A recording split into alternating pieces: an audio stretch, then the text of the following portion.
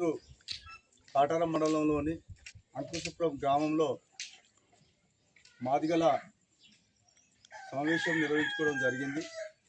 ఈ సమావేశం ఉద్దేశం ఏమనగా, అన్నలు మంచిగానే ఉంది, ఎందుకంటే ఇక్కడ మనకు అన్యాయాలు జరిగిన దాని గురించి ఒక అంశాన్ని మీ ముందు పెడతా.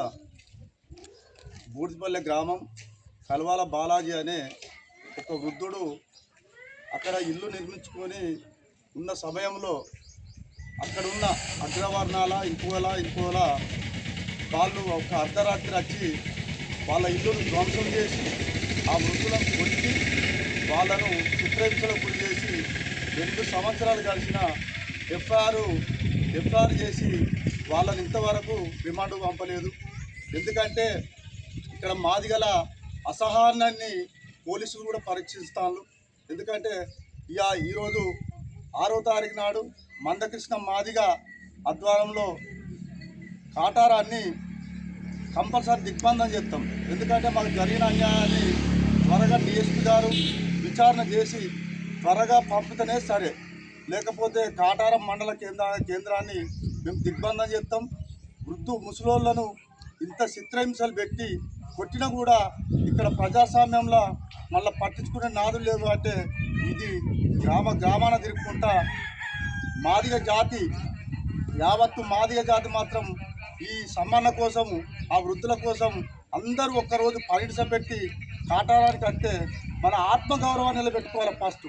ఎందుకంటే మనకు జరిగిన అన్యాయాలు ఒక్క కల్వాల బాలాజీకి జరిగిందే కాదు, అదే కాకుండా ఇంకా ఈ మండలంలో కానీ ఇతర మండలాల్లో కానీ ఏ దళితుడికి అన్యాయం జరిగినా దాన్ని ఎదుర్కొంటానికి సిద్ధంగా ఉండాలని కోరుకుంటూ, ఎందుకు చెప్తానంటే ఈ మండలాలల్లో ఆడాడ మన ఎస్సీ అట్రాసిటీ కేసులు నీరు గారుతారు కాబట్టి వాటిని నీరు గారగొట్టుకుని ఉండాలంటే, ఈ కల్వాల బాలాజీ వాళ్ళకు న్యాయం జరగాలంటే మనమందరం కలిసికట్టుగా ఒక పోరాట మార్గం ఎంచుకునే తప్ప, లేకపోతే మన మీద దాడులు జరుగుతాయి, రాజకీయంగా వాళ్ళు అణచివేస్తాళ్ళు.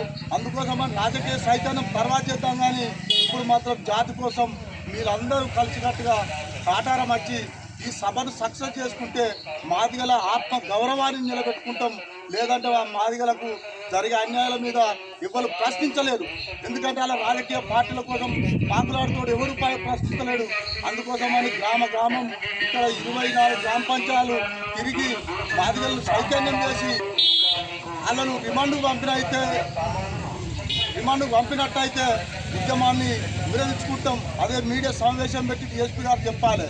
లేకపోతే కాటారాన్ని నువ్వు ఎంత చేసినా దిగ్బంధం మాత్రం కంపల్సరీ చేస్తామని కోరుకుంటూ ఇక్కడికే మేము బయలుదేరుతాం. ఇక్కడ నుంచి మేము ఎక్కడికంటే ఇప్పుడు బొప్పారం పోవాలి, అక్కడ కూడా సమావేశం పెట్టి మాదిగలను ఐక్యం చేసి వాళ్ళను కాటారం మండల కేంద్రాన్ని తీసుకొచ్చి మందకృష్ణ అత్తాడు కాబట్టి మీరందరూ తప్పకుండా రావాలి, మాదిగల ఆత్మగౌరవాన్ని కాపాడుకోవాలి. లేకపోతే మనకు భవిష్యత్తు లేదు.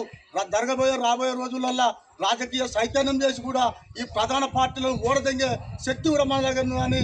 ఎందుకంటే ఈ మండల నా జాతి జనాభా ఎక్కువ, నా జాతుల మీద దాడి జరుగుతా అంటే చూస్తూ ఊరుకుంటానికి మేము పిచ్చి ఎరినాయకులం కాదు.